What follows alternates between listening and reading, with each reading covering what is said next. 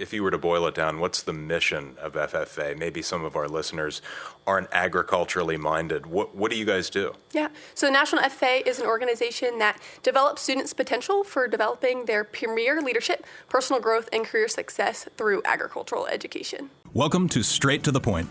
I'm your host, Representative Joe D'Orsi.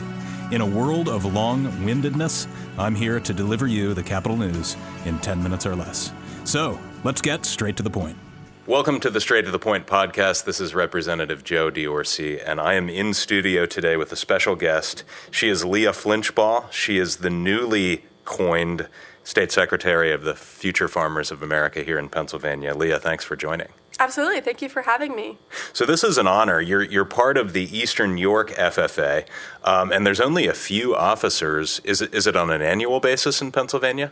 Yeah, so in Pennsylvania, there are 7 state officers that get elected in the middle of June. So I was elected back on June 12th, and then we'll spend the next year serving Pennsylvania FFA. Okay, and what is, if you were to boil it down, what's the mission of FFA? Maybe some of our listeners aren't agriculturally minded. What do you guys do? Yeah, so the National FFA is an organization that develops students' potential for developing their premier leadership, personal growth, and career success through agricultural education. Okay, so you have that mission down pat. Sure do, yeah. So many of our listeners might recognize the name Flinchbaugh, Flinchbaugh's farm, market, and orchard.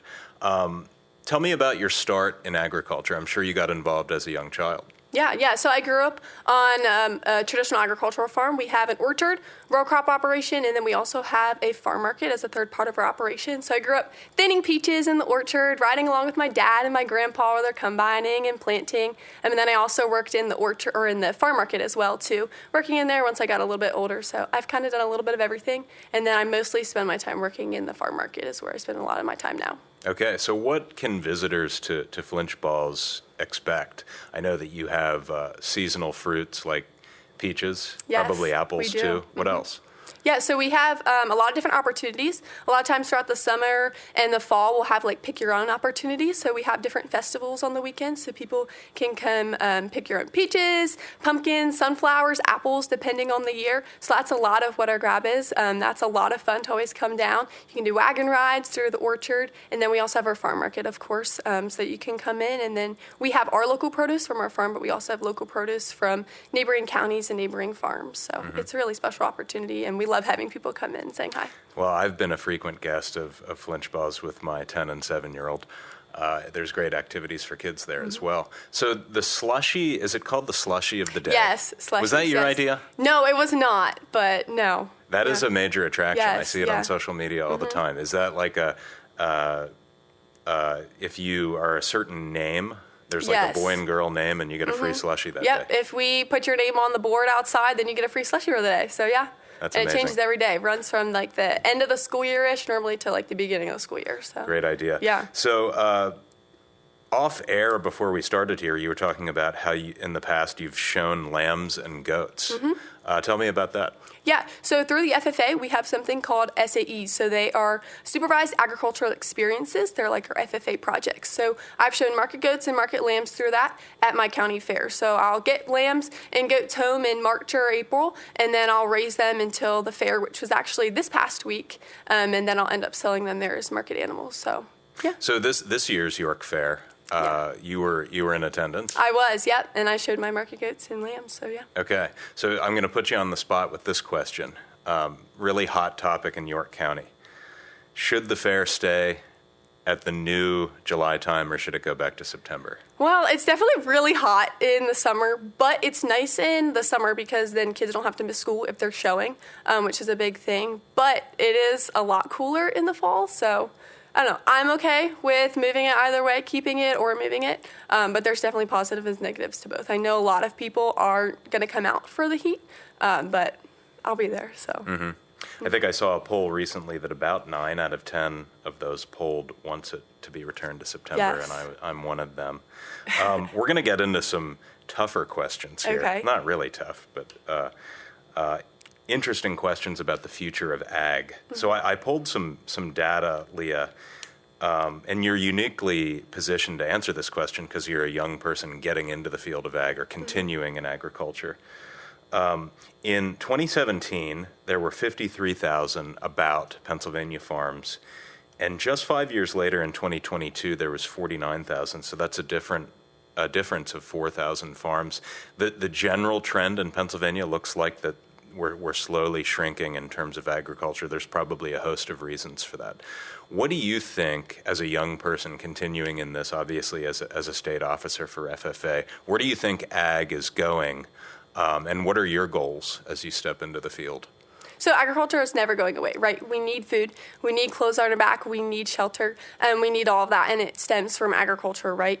So it's always going to be prevalent, and unfortunately we do have less people being involved on the production side, but I think at the end of the day, as long as we have supporters of our industry, that's what's really important. So with all the young people that are coming in, we just need to educate them about agriculture and make sure that they're understanding of what we're doing and why we're doing it, and just making sure that they're supporting our industry. Whether or not they get involved in production agriculture, as long as they're supporters at the end of the day, that's what we're really looking for.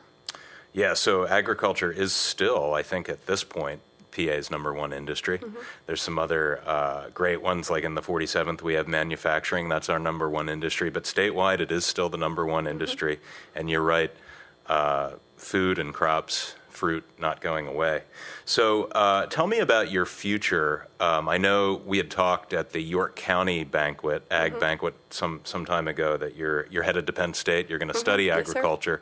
Yes, and is it your dream to teach the agricultural principles you've learned? Yeah, so I'm going to end up going to Penn State for agricultural and extension education. So I want to be an ag teacher. Whether that's middle school or high school, I want to come back and, like I mentioned before, create supporters of the agriculture industry. Mm-hmm.